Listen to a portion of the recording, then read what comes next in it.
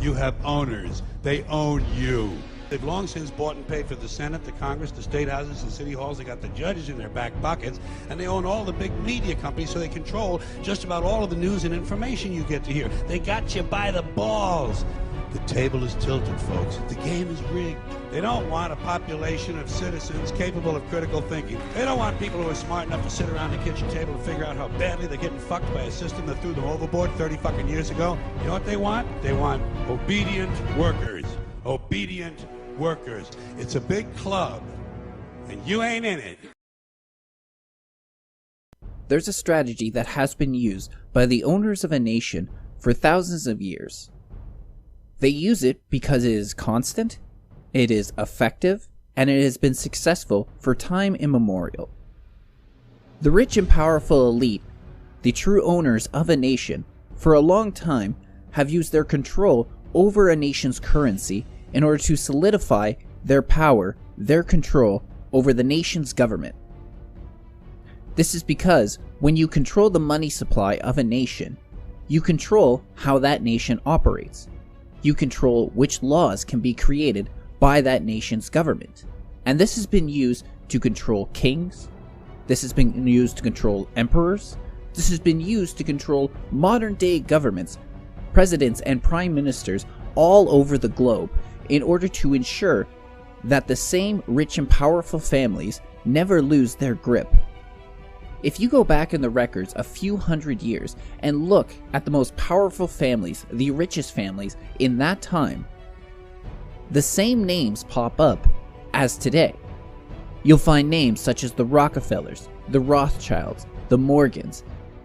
The same international bankers were operating back then that are operating today. This is because they have found the strategy.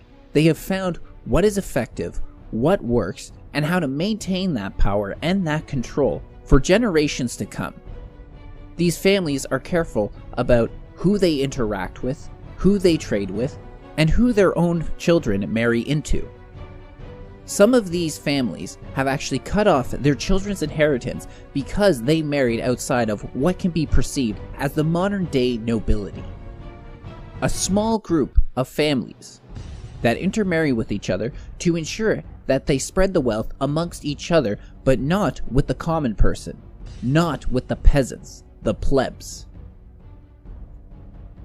Many of these rich families, these owners, these international bankers, run their operation like gangsters, like the mafia.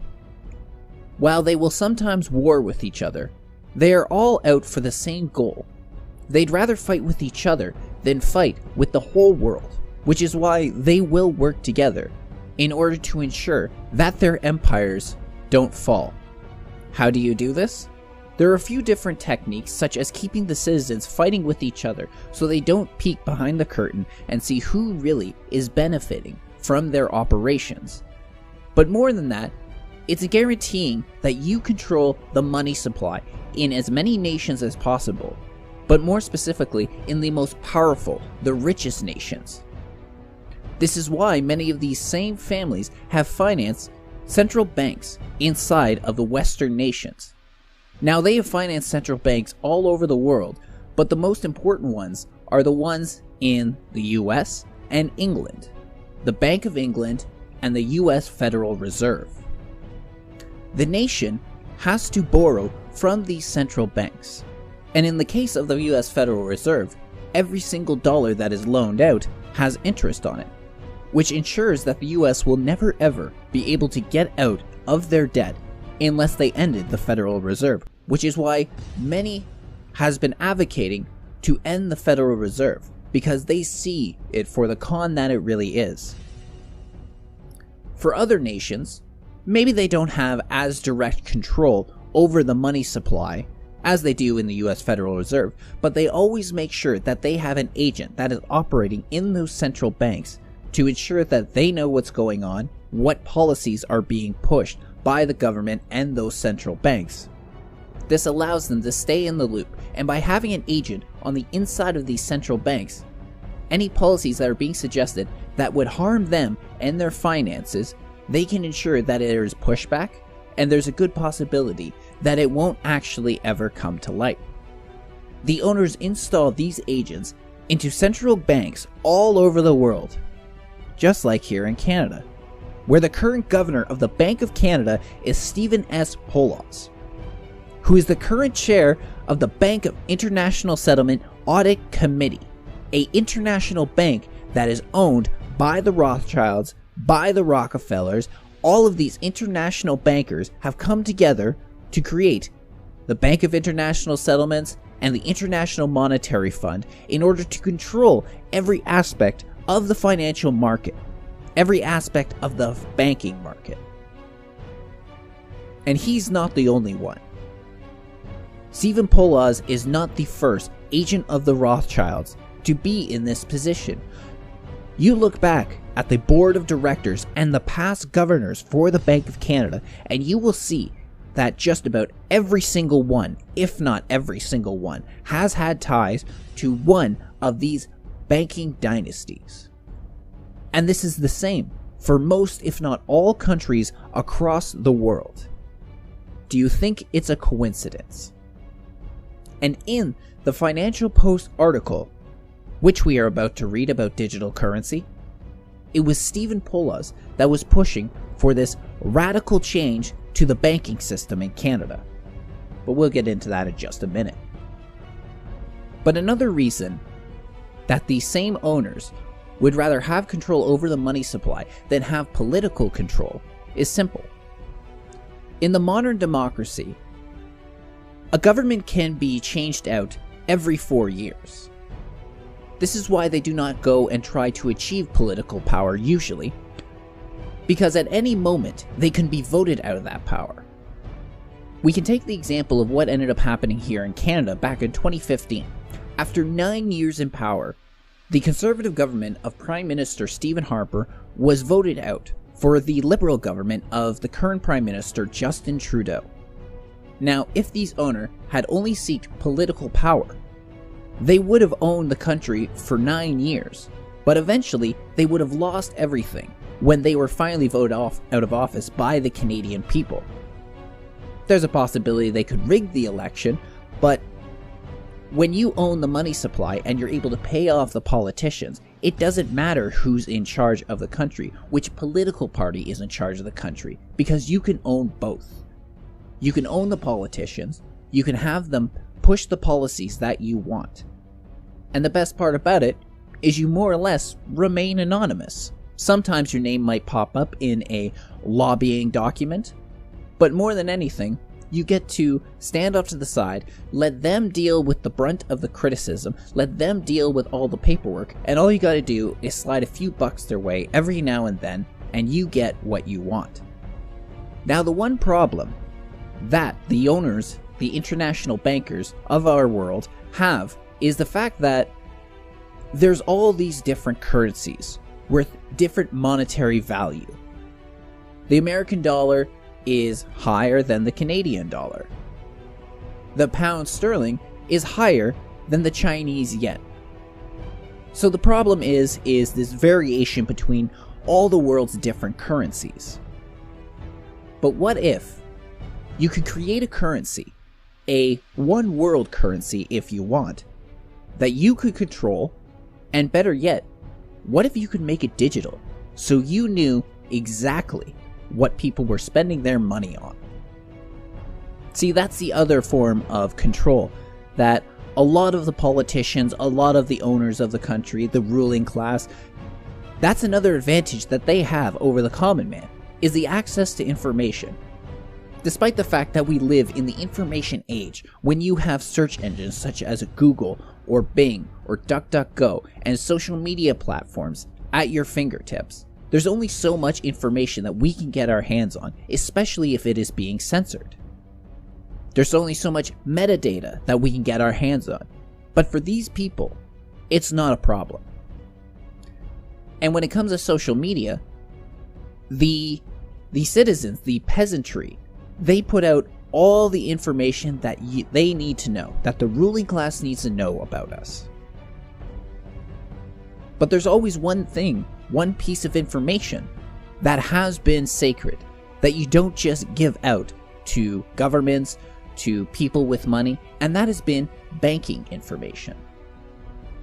And even the ruling class are limited about what sort of information, what sort of financial information they can get out of the peasantry. Now, what if they could change that? What if they could create a digital currency that allowed them to see what sort of money is being spent by anybody at any one time? Because it will leave behind a digital footprint, unlike cash, where they can see how much money you're taking out, but they don't actually know how much you're spending, where you're spending that money, what you are buying. But there's this push these days to end cash, end the physical use of money, and move all to debit, credit, and digital currencies. Now this, they can track your location, they can track what store you're in, they can track what you spent that money on, exactly how much money you spent on that item, down to the individual cent. And what if you not only could you create this digital currency, but you could in fact make it a one world currency? Well, this was something that was proposed by The Economist years ago. We're talking back to January 9th, 1988, where The Economist released on its cover a call for a one world currency. And The Economist is owned by the Rothschild banking dynasty. They've been waiting for this future to become a reality. While there's no official one world currency, one world digital currency yet, we've entered the age of Bitcoin and Ethereum, these cryptocurrencies. When it comes to Bitcoin, the creation of it is actually a little bit of a mystery. We don't actually know who it was that created the Bitcoin. When it comes to Bitcoin, all we know is that it was created by Satoshi Nakamoto, which is a pseudonym that was used by either the person or persons, multiple people, who developed Bitcoin. Now, Bitcoin at the moment is a decentralized currency, but this is being fought. This is being fought on all angles. We have the banks that are now trying to create their own cryptocurrency. We have Facebook, which is trying to unveil their Libra currency, their own version of cryptocurrency. And even the Bank of Canada has announced that they are exploring a digital currency in order to replace cash, and then they can track how people spend their money. This was reported on October 15th, 2019 in the Financial Post. In fact, the Bank of Canada called the decentralized Bitcoin a threat to the current banking system. As the Financial Post reported, an internal Bank of Canada presentation prepared by Governor Stephen Poloz and the bank's board of directors offers the most detailed public insight yet into the bank's thinking on a proprietary digital coin. According to the presentation, the currency would be widely available. It would initially coexist with coins and paper money, eventually replacing them completely. For me, one of the other dangers of a cryptocurrency that is owned by the government, by the international banks, is the fact that they can cut off your money supply whenever and there's nothing you can do about it. See, at the moment, they can freeze your bank account or end your bank account, as we've been seeing that's happening with Chase Bank recently. But what people can do to combat this is they can withdraw their cash from the bank, so that way, if it gets cut off, they have some fallback money. But with a digital currency, people could have their entire bank account, thousands of dollars, sometimes tens of thousands of dollars, frozen with no way to access it. This is a version of social engineering because it would encourage people to behave themselves, not to question the government or the international banking cartel, because if you do, you could have every source of income, every source of revenue cut off from you in a second, and it doesn't matter how much savings you have. As the Financial Post article goes on, it states, An additional payment method could make the payment system more robust, but the presentation notes digital currency also presents a risk to stable, low-cost funding for banks' deposits. And there it is. It is a threat to the banks, which is why they don't like it in its current form. They like it when they can control the money supply.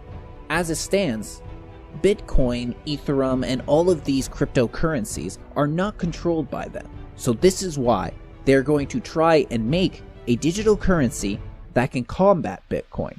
And you wait. They will eventually make it illegal for you to own any sort of digital or cryptocurrency that is not regulated by the banks or regulated by the government. As it continues, it suggests a digital currency would come with the option to pay interest on balances, the ability to collect more information on Canadians than is possible when people use cash. Quote, personal details not shared with payee, but could be shared with police or tax authorities, end quote, reads the presentation.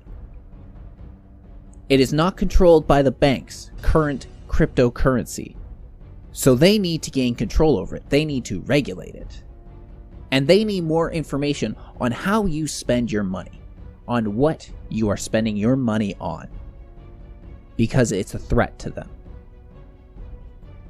This sort of thing will not sit well with the people.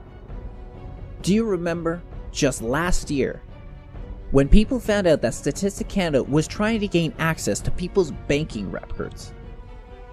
The outcry that ended up happening was deafening. The amount of people that did not want the government having access to their bank accounts. This is one rare occasion where, supposedly, the outcry of the people caused the government not to do something. Because it didn't matter whether you were on the left, or whether you were on the right, or whether you were in the center.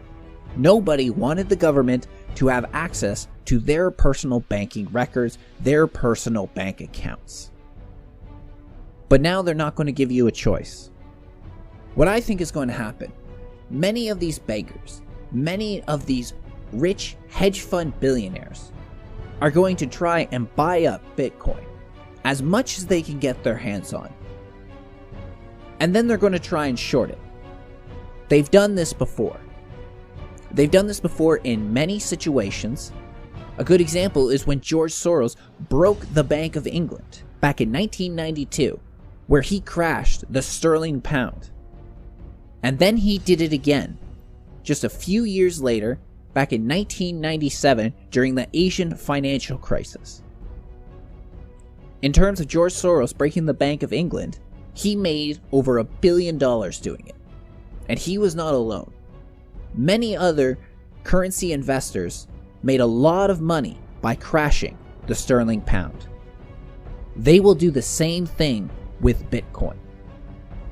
And when that happens, the only option for the average person to go to will be their government-approved, bank-regulated cryptocurrency, where they can see everything you spend your money on, they control all your information, they control how much money you have access to.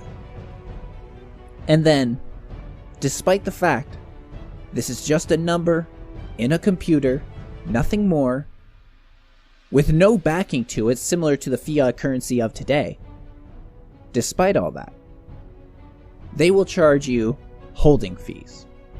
A fee every single month for them to hold your number in their server. Just a few years ago, the idea of a one world government, a new world order, was nothing more than a wacky conspiracy theory. Since then, we have them admitting and calling for a one world government. For we are opposed around the world by a monolithic and ruthless conspiracy that relies primarily on covert means for expanding its sphere of influence, on infiltration instead of invasion, on subversion instead of elections, on intimidation instead of free choice, on guerrillas by night instead of armies by day, It is a system which has conscripted vast human and material resources into the building of a tightly knit, highly efficient machine that combines military, diplomatic, intelligence, economic, scientific, and political operations. Its preparations are concealed, not published. Its mistakes are buried, not headlined. Its dissenters are silenced, not praised. No expenditure is questioned, no rumor is printed, no secret is revealed. We have before us the opportunity to forge for ourselves and for future generations a new world order, a world where the rule of law, not the law of the jungle, governs the conduct of nations. When we are successful, and we will be, we have a real chance at this new world order, an order in which a credible United Nations can use its peacekeeping role to fulfill the promise and vision of the UN's founders. Since then, asking for governments and the people to hand over sovereignty of their nations to the United Nations, and over across the sea, the European Union. That is needed, and that can only be achieved, and that is what I want to hear in this debate about the future of Europe, if we get rid of the unanimity rule. If all member states, and I think Romania is ready to do so, if we can get rid, and Romania is ready to do so, of this veto power, this veto right that all member states still cherish, but what is in fact the real obstacle to have a refundation of the European Union. Since then, we have intelligence agencies and members of political governments in the US admitting that the deep state is real. But there is something unique, you'd have to agree, that now the impeachment inquiry is underway, sparked by a complaint from someone within the intelligence community. It feeds the president's concern and often used term about a deep state being there to take him out. Thank God for the deep state. I mean, I think, everyone here has seen this progression of diplomats and intelligence officers and White House people trooping up to Capitol Hill right now and saying, these are people who are doing their duty, who are responding to a higher call. Well, it isn't a conspiracy theory anymore. And the amount of political authority that the EU and the UN holds over a country is shocking. Shocking that we allowed them to take so much from us and give nothing back. And now, they're coming after your money.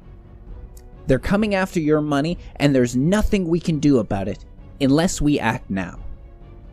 When they talk about a digital currency, you stand up and you say no. No more. We've given enough. They've taken everything. The last bastion, and we barely hold on to that we have as citizens is our private bank account. But they're coming for that too.